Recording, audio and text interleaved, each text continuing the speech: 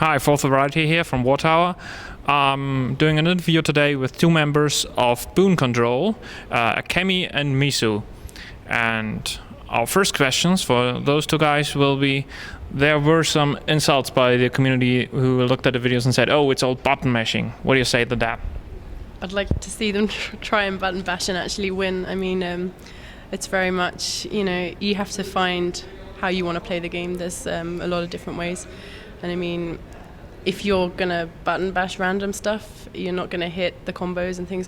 For example, with the Necromancer, it's all about putting on dots and your damage over time. And you've got spells that kind of detonate them. So for however many dots you've got on a person, you then detonate them and do a lot more damage. If you're button bashing, you might push the detonator before you've got any dots, things like this. So there's a lot of, there's more to it than you think.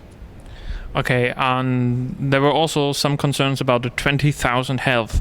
Guild Wars has always been very conservative about health numbers, and now they seem to have gotten through the roof. Well, I would be quite happy to have more health. I mean, Elementalists and Necro seem to go through health a lot. I think it's scalable. I mean, if you're hitting for 7k, you're not going to want to have just 7k HP. So I think, the health kind of isn't a problem for us, and I didn't have a problem with it. I mean, I would like a little bit more, but, for me, it's fine. If you play other games, it's, for example, if you play WoW, it's different with the HP. If you play Aeon, it's different with the HP. You might have 9k HP, but people are doing 3,000 damage to you, so it's very, it's scalable. In Guild Wars 1, you were always able to cast on your allies, and so you had an intricate gameplay of buffing and debuffing. How's that in Guild Wars 2? It's very similar. The Guardian does a lot of buffs for the team. You've got, most of the classes have got a speed buff where you can give yourself speed buff. You obviously need to be in range. You've got, on the floor, you get like a white circle if it's yours, and a red circle if it's the enemy's. Obviously you get out of their red one because it's not good. So it's a very similar kind of thing. We're finding at the moment is, for example, an Elementalist, it's people are saying, oh, we need speed buff, and no, it's on CD. So it's kind of working out the timings and things like that. The next question also refers to the transfer over from Guild Wars 1, and that's the roles people take in the team. There was backline, frontline, midline, and is it the same in Guild Wars 2? I would say that from my experience, I mean, you can take, obviously the Guardian and Warrior are very good for frontline type thing, but they also want to be able to buff the whole team. If you wanted to have a team of a Guardian, a Warrior, a Thief, a Necro, and you wanted them to be in frontline, they could be. Whereas there could also be a Ranger back because of the rezzing.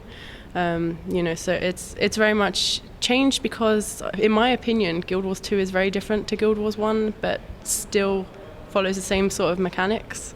I like Guild Wars 2 a lot better because obviously I love the jump as well. So, you play the game how you want to play it, which is why it's really nice. And Sebastian, can you tell us if there's any specialization within Boon Control, where you say that type of thing only is done by one person? So far we haven't noticed that because everybody's trying out, finding his way to play the game. She already said that you have to find your abilities that you want to use. Look at the Warrior, for example. You can play him as a tank, basically, where you have abilities that you take no damage, but you can also go like full in with like 150% damage every 60 seconds to increase one hit. But you can also go on and like cure your people. It's all about these small things in this game. So actually I think it's quite amazing to have everything on one class but still different classes, so everybody can be what he wants.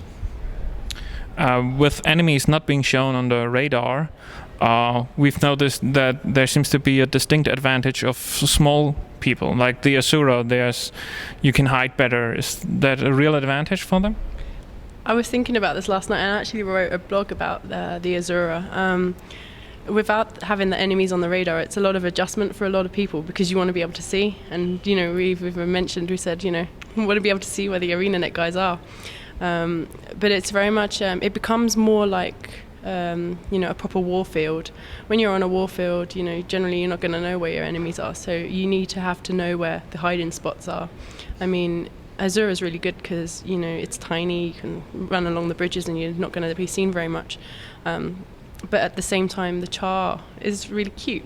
I mean, I like the Char, but the Char, the animation on the run is quite slow, so you feel like you're running a little bit slower, but everyone's running the same speed. But at the moment, I think there is an advantage for smaller characters. In Guild Wars 1, many of the battles were decided before they even started. It's a phenomenon called build wars. And without the ability to change your build, how much build wars is there in adjusting your traits? I think what it is you need to find a build, a weapon set that suits you.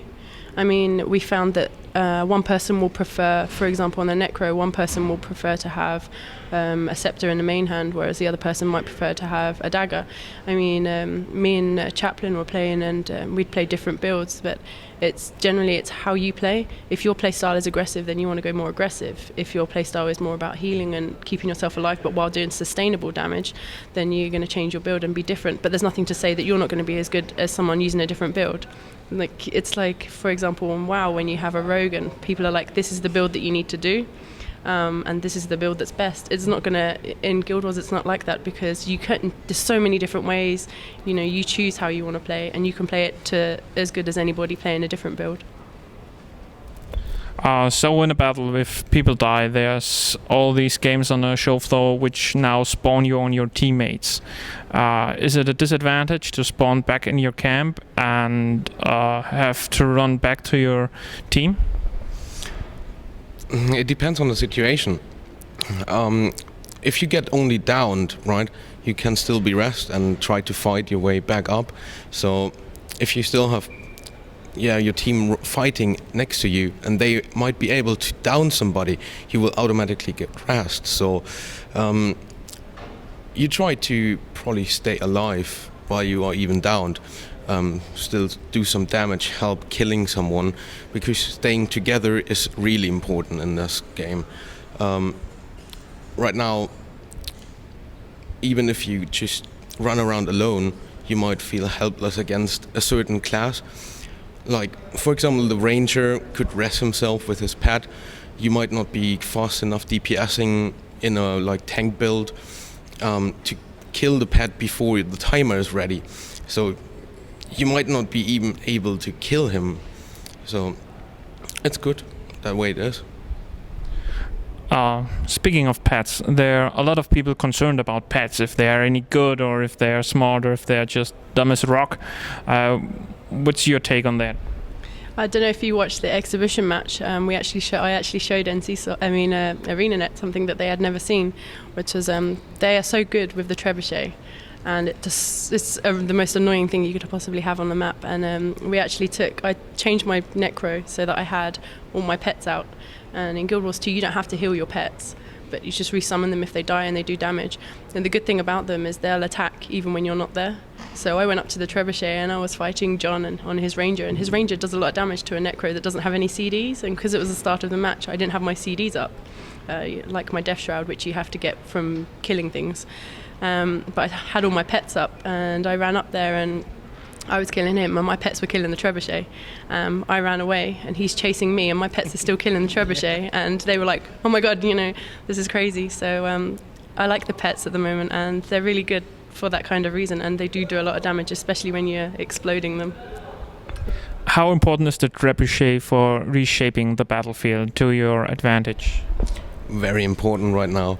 It does almost 50% of one person's health, and it knocks the person back that got hit.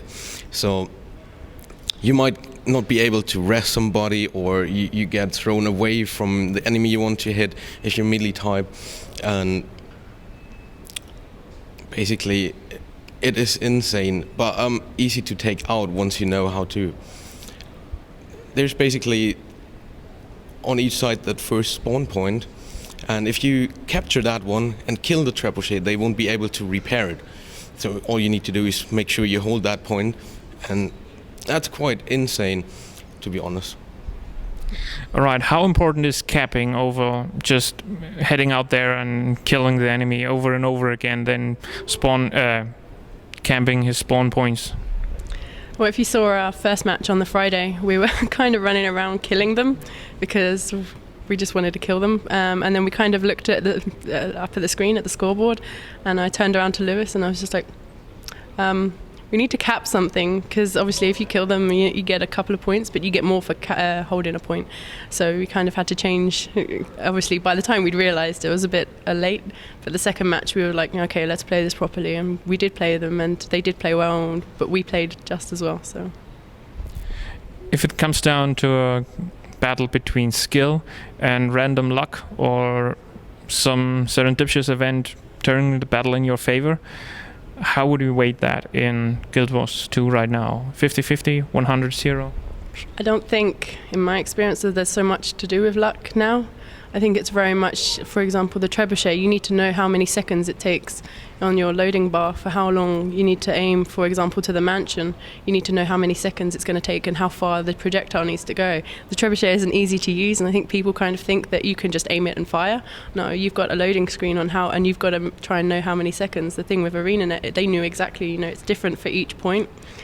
In the milliseconds. Yeah, so you need to really know how your class plays, and there's not so much luck anymore. And Sebastian, what's your opinion? Do you feel lucky or skillful when you kill an enemy? Very skillful actually, because you need to evade, like left, right, jump, use your skills in the right moment. It's very important to use your skills in the right moment. For example, I was killing John very often. He's a warrior as well, but it's like, when do I use my frenzy? When does he use his frenzy? If he uses it, I need to block something.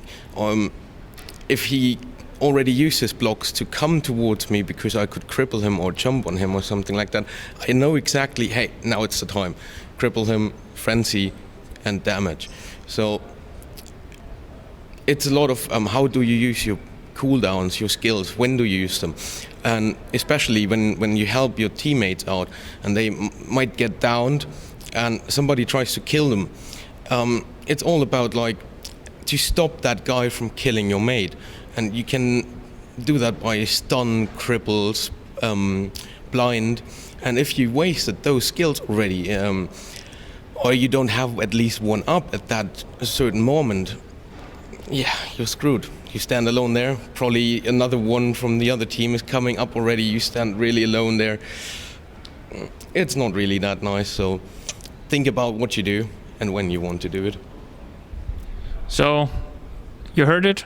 20,000 health is nothing. Luck don't get you nowhere. And if you suck at the game, you suck at the game and die. I'd like to thank Boon Control for this interview and signing off now. Cheers to you all. Bye.